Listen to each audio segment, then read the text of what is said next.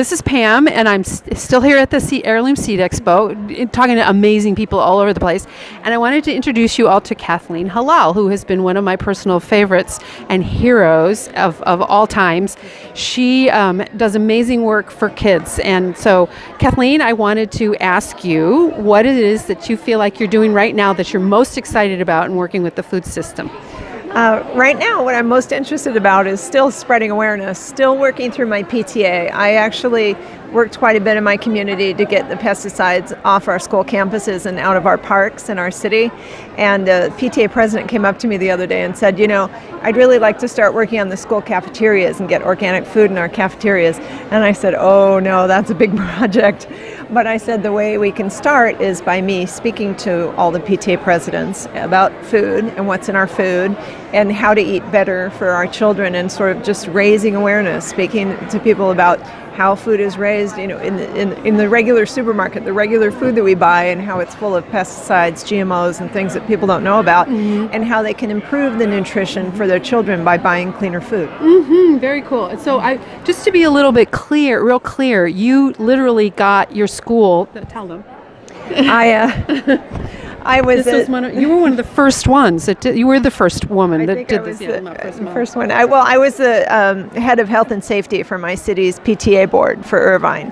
And so I spent the 2 years in my position talking to people about food and bringing in people to speak, like Dr. Michelle Perro came in and spoke to all our PTA presidents, and I had the farmer Howard Vlieger come in and speak from Iowa and teach them about why pesticides are dangerous for our children and our communities.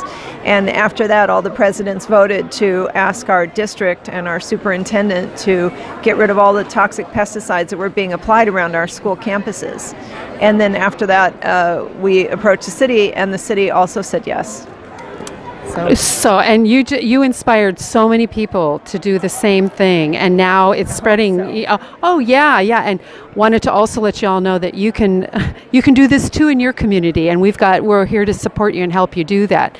So wow, changing the school's lunch system, and they came to you. This is the power. This is the power of engagement. Well, there are other districts that are doing it in the state of California, and the thing that's sticky about it is that when a school district takes money from the government for free lunches for the children who need to have their meals given to them during the day, the minute that happens, then the district is obligated to order all of their food through government contractors. And the government contractors, by and large, are not raising the healthiest food. It's kind of the least expensive, mass-produced. But there are districts who have gotten off of the system altogether and serve organic food to their students. And I think they're in the Northern California. Yeah, Marin County, and then I believe over in Oakland, they're working on it. And I also know that I think New York City. Yeah, some places are also switching institutional food, which school systems are one to more local stuff. Yeah, so it's fantastic. It's inspirational, and I hope we can do it in our town too. Well, yeah, we're and it's people like Kathleen, a mom, who just decided, she woke up and she decided that it was time to get this done in her community for her children and all the other children and parents too. But I was also inspired by you, Pam. Oh, with well, Prop thank 37. you. Remember thank when you. We first met, and that's what first got me out. I thought somebody has to get out and help have this pass, because we need to know what's in our food. But the more I study it, the more I realize that there's a huge difference, and it's not just the pesticides in these big commercial farms. It's the nutrition content. Correct. And that's something that people really need to be more aware of, because people why don't you speak a little bit to that? Yeah. Well, in certain foods now, especially when they're sprayed with glyphosate, whether they're GMO or not, the glyphosate chelates minerals out of the soil and out of the food. And it makes it so it's not bioavailable. So the minerals may be present, but they're not bioavailable for digestion and absorption. And so people and a lot of children are having mineral deficiencies that are going on, like zinc, manganese, magnesium. And Vandana Shiva was speaking the other night, and she was saying that the zinc deficiencies in food is leading to a real crisis. And when you have zinc deficiencies, it leads to depression.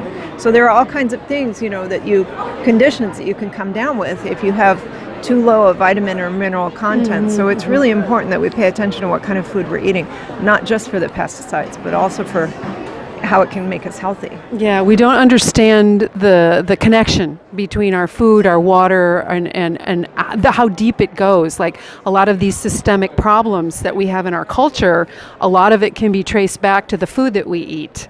Yeah. So, oh God, I had a question and I just kind of like, it left.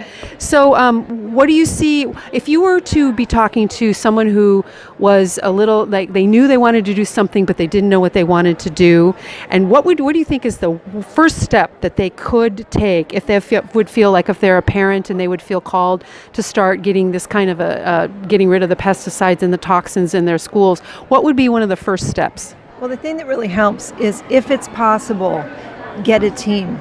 Even if it's only one other parent or one other person who's concerned, it really helps to have a support system, to have someone else to help you, to divvy up the work, to divvy up the duties. And in our group in Irvine, everybody came in and they had different talents. And they also had different interests. We came from different backgrounds and so on. You know, I really came from the GMO community. That's where I first learned about how important it is. And then I started studying the glyphosate and so on. So that's how it came together for me. But we had other moms come in who had, you know, marketing backgrounds or business backgrounds.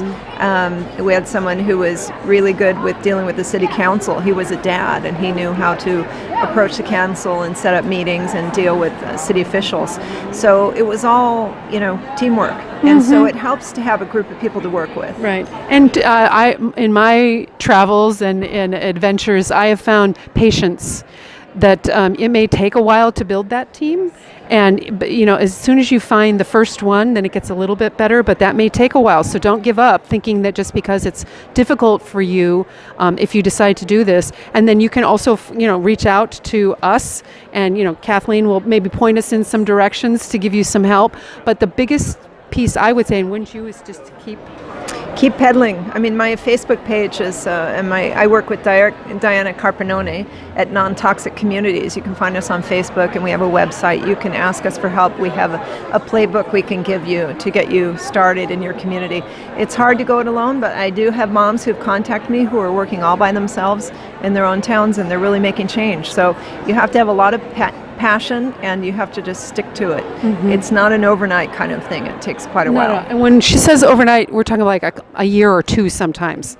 Yeah. So just realize, you know, because sometimes we get discouraged because we look at things like Kathleen has done as, you know, because she's done it, and you think, oh my gosh, she did it. It must have been really easy. No, it's like, you know, relationships have to be built, you know, and it takes time. So just be patient with yourself too. Yeah. And I would say also be calm, always be polite. Remember that the people that you're speaking to may not have heard anything about what you've been researching, and they may be completely unfamiliar with the fact that there are better options, there are better ways of doing things. And so change is hard for people, so it does take time, but be persistent and be kind, and it'll happen. It'll happen. So thanks, Kathleen, and thank you for listening. Kathleen has always been a tremendous inspiration to me. And if you like what you've heard here, please click on the subscribe button below and come back and visit us. And Kathleen, any last words? Just get out there and do what you can. I love what Robin O'Brien says. Everyone can do one thing. And even if you think a project is too big to take on, find a partner and say, I can only dedicate, 1 hour a week or 1 day a week. Just do whatever you can, whatever small thing you can. Even if that small thing is not community leadership, but just going to the market and buying the good products and supporting local farmers or buying the organic products. It's good for your family, it's good for those companies, and it tells the bigger food companies that this is what we want, and it forces change, and that's what's happening. Yeah, and I'll just do one more plug. We have something we're calling the Happy Cow Core, and it'll give you ideas about one little thing you can do every week. So if you go to goodfoodbrigade.org and sign up, you'll have support that way too. So thanks a lot, and see you soon. Bye.